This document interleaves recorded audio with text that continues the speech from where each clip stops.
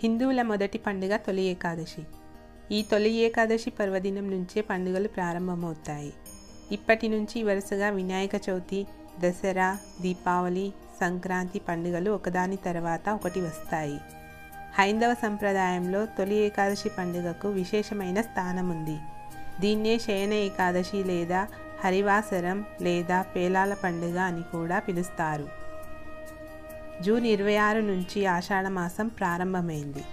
ఈ ఏడాది 2025 జూలై 6వ తేదీన ఈ తొలి ఏకాదశి పండుగ జరుపుకోనున్నారు.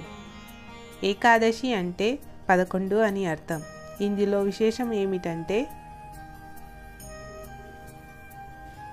మనకుండే 5 జ్ఞానేంద్రియాలు, 5 కర్మేంద్రియాలు, వీటన్నింటినీ కలిపి పని చేయించే మనసు అంతరేంద్రియం. ఈ 11 ఇంద్రియాలు ఏకోన్ముఖంగా శ్రద్ధతో శ్రీ మహావిష్ణువును స్మరించే సమయమే ఈ ఏకాదశి పండుగ. సాధారణంగా ఒక ఏడాదికి 24 ఏకాదశులు వస్తాయి. వీటిలో ఆషాఢశుద్ధ ఏకాదశి నాడు వచ్చే ఏకాదశిని తొలి ఏకాదశిగా పిలుస్తారు. హిందూ పురాణాల ప్రకారం శ్రీ మహావిష్ణువు క్షీరసాగరంలో శేషతల్పంపై సుమారు 4 నెలల పాటు శయనిస్తాడు. అనంతరం అక్టోబర్ లేదా నవంబర్ నెలల్లో వచ్చే కార్తీక శుద్ధ ఏకాదశి అనగా ప్రబోధిని ఏకాదశి రోజున శ్రీ మహావిష్ణువు తిరిగి మేల్కొంటాడట. శ్రీ మహావిష్ణువు నిద్రించే ఈ 4 నెలల కాలాన్ని చాతుర్మాసాలుగా అభివర్ణిస్తారు. తొలి ఏకాదశి నుంచి ఈ 4 నెలల పాటు చాతుర్మాస దీక్షను ఆచరిస్తారు. వాస్తవానికి ఈ పరిణామాలను పరిశీలిస్తే ఈ సమయంలో ప్రకృతిలో జరిగే మార్పులు, పంచభూతాలు, సూర్యచంద్రులు, గ్రహాల గమనాలు సంకేతంగా చెప్పుకోవచ్చు. ఈ సమయంలో బాగా గమనిస్తే ఉత్తర దిశగా ఉన్న సూర్యుడు తొలి ఏకాదశి రోజు నుంచి దక్షిణ దిశకు వాలుతున్నట్టుగా కనిపిస్తాడు. ఈ విధంగా సూర్యుడు దక్షిణం దిశగా మరలినట్లు కనిపించడం దక్షిణాయన ప్రారంభాన్ని సూచిస్తుంది. అంతేకాకుండా ఇదే మాసంలో చాతుర్మాస వ్రతం కూడా ప్రారంభమవుతుంది. ఎంతో మహిమాన్వితమైన ఈ తొలి ఏకాదశి పర్వదినాన వ్రతాన్ని ఆచరిస్తే అశ్వమేధ యాగం చేసినంత, 60,000 సంవత్సరాలు తపస్సు చేసినంత పుణ్యఫలం లభిస్తుందని ఈ తొలి ఏకాదశి వ్రత మహాత్యాన్ని గురించి హిందూ పురాణాలు చెబుతున్నాయి.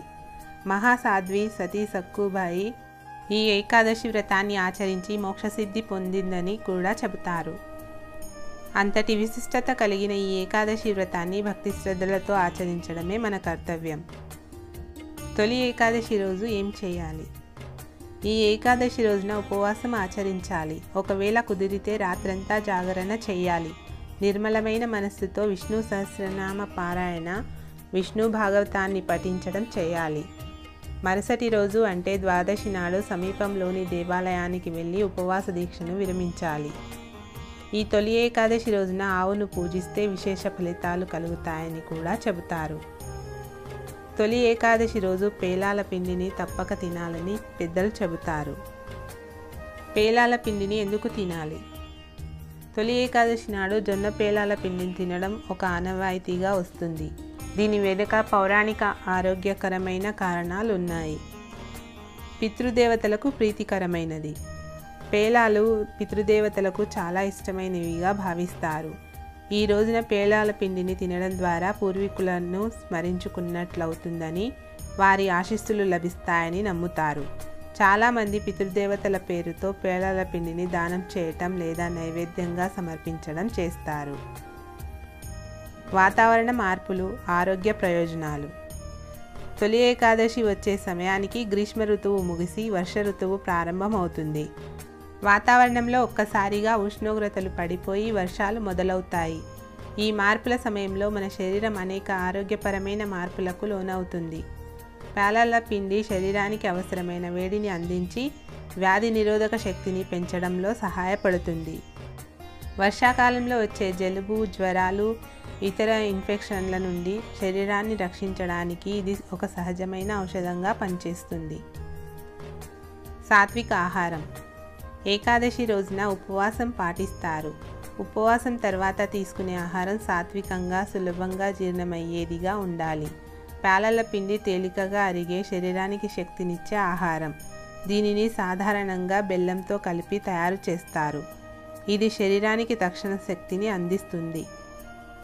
ఈ కారణాల వల్ల తొలి ఏకాదశి నాడు పేలల పిండిని తినడం కేవలం ఒక సంప్రదాయం మాత్రమే కాదు, ఆరోగ్యానికి, ఆధ్యాత్మిక ప్రశాంతతకు కూడా దోహదపడుతుంది. ఓం నమో భగవతే వాసుదేవాయ. ఓం నమో భగవతే వాసుదేవాయ. పూజకు పూజ, ఆరోగ్యానికి ఆరోగ్యం. ఉత్తరాయణంలో కంటే దక్షిణాయనంలో పర్వదినాలు ఎక్కువగా వస్తాయి.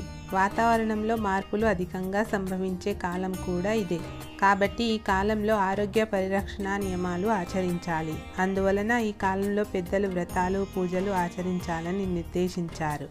అంటే తొలి ఏకాదశి ఉపవాస దీక్ష ఆరోగ్యపరంగాను మనకు మేలు చేస్తుందన్నమాట. ఏకాదశి విశిష్టత. కృతయుగంలో మురాసురుడనే రాక్షసుడు బ్రహ్మవరంతో దేవతలను, ఋషులను హింసించాడని మరో కథ ప్రాచుర్యంలో ఉంది. ఆ రాక్షసుడితో శ్రీ మహావిష్ణువు 1000 ఏళ్ళు పోరాడి అలసిపోయి ఓ గుహలో విశ్రాంతి తీసుకుంటుండగా శ్రీహరి శరీరం నుంచి ఓ కన్య ఆవిర్భవించి ఆ రాక్షసుని అంతం చేసిందట. ఇందుకు సంతోషించిన శ్రీ మహావిష్ణువు ఆ కన్యను వరం కోరుకోమనగా తాను విష్ణుప్రియగా లోకం చేత పూజలు అందుకోవాలని కోరుకుందట. నాటి నుంచి ఆమె ఏకాదశి తిథిగా వ్యవహారంలోనికి వచ్చింది.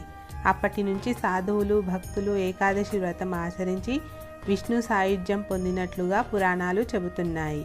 అంబరీషుడు, మాంధాత తదితర పురాణ పురుషులు ఏకాదశి వ్రతాన్ని ఆచరించినట్లు ఋషులు చెబుతారు.